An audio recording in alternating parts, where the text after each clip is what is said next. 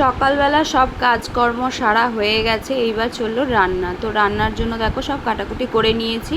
এদিকে একটু রাইস আর আলুর দম করবো। তোমরা একটু আলুটা সিদ্ধ করে নেবে। তো আলু সিদ্ধ করলে কি হয়, আলুর যে প্রোটিনটা আছে সেটা বেরিয়ে যায়।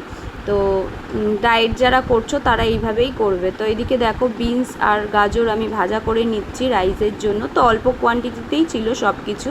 তো নিরামিষের দিন চিন্তা করা হয় কি করব, তো তোমরা এগুলো করে নিতে পারো।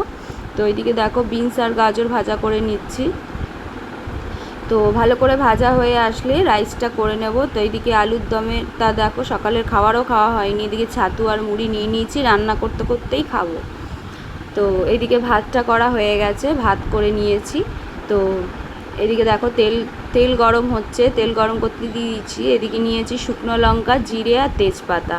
তো আলুর দম নিরামিষের দিন এরমভাবেই করবে। তো মশলাটা দিয়ে নেবে, টমেটো, আদা আর জিরে নিয়েছি, ওখানে ভালো করে কষিয়ে নেবে। অবশ্যই পরিমাণ মতো নুনটা দেবে, দিয়ে ভালো করে কষিয়ে নেবে যতক্ষণ না মশলা দিয়ে তেলটা ছেড়ে আসে। তারপরে সিদ্ধ করা আলুটা দিয়ে দেবে, খুব সুন্দর টেস্ট হয়। এরমভাবে একবার আলুর দমটা বানিয়ে দেখবে, দুর্দান্ত হয়।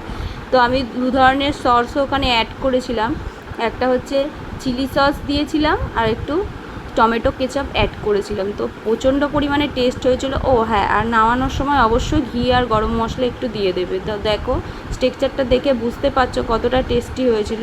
রাইসটাতে আমি অল্প পরিমাণে তেল ব্যবহার করেছি। তো এদিকে শশা কেটে নিয়েছি দেখো স্যালাডে। তো ভাবলাম তো শুধু শুধু এরকম খাওয়া যাবে না, তো একটু বেগুনি বানিয়ে নিই। তার জন্য আলুও কেটে নিয়েছি, বেগুনও নিয়ে নিয়েছি দেখো পাতলা পাতলা করে সরু সরু করে কেটে। তো বেগুনিটাও অসাধারণ হয়েছিল খেতে। তো রাইস, বেগুনি আর সবাই দেখো উপরে এসেছিলো খেতে, তার জন্য খাবার নিচে দিয়ে আসিনি, সব খাবার উপরেই রয়েছে। এদিকে ঠাকুরের বাসন টাসনও ধুয়ে পরিষ্কার করে নিয়েছি, পুজোও দিয়ে নিয়েছি। তো এতদিন তোমাদের দেখাইনি, আমি বলেছিলাম যেই দিন আমি পুজো দেবো সেই দিন আমি দেখাবো। তো এদিকে দেখো সন্ধ্যা হয়ে গেছে, সন্ধ্যাটা দিয়ে নিচ্ছি। তো সন্ধে দিয়ে একটু বড় বাবার মন্দিরে বেরোবো। তো এই সন্ধ্যা দেওয়া হয়ে গেছে। তো আজকে আর চাটা করিনি, কারণ দেখো একটু ভারী খাবার খাওয়া হয়েছিল। এই যে মন্দিরে চলে এসেছি, এটা হচ্ছে বড় বাবার মন্দির আমাদের, আর এই হচ্ছে ভোলে বাবার মন্দির, কত সুন্দর দেখো। তো বাবান এখানেই জল ঢালতে আসবে।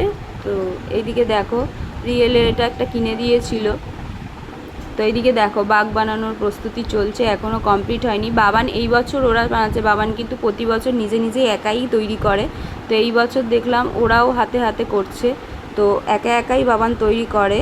তো এদিকে দেখো চটিটা কি সুন্দর বানিয়েছে বাচ্চা মানুষ, এদিকে দেখো চটিও বানিয়ে নিয়েছে। তো পুরোপুরি কমপ্লিট হয়ে গেলে তোমাদের অবশ্যই দেখাবো।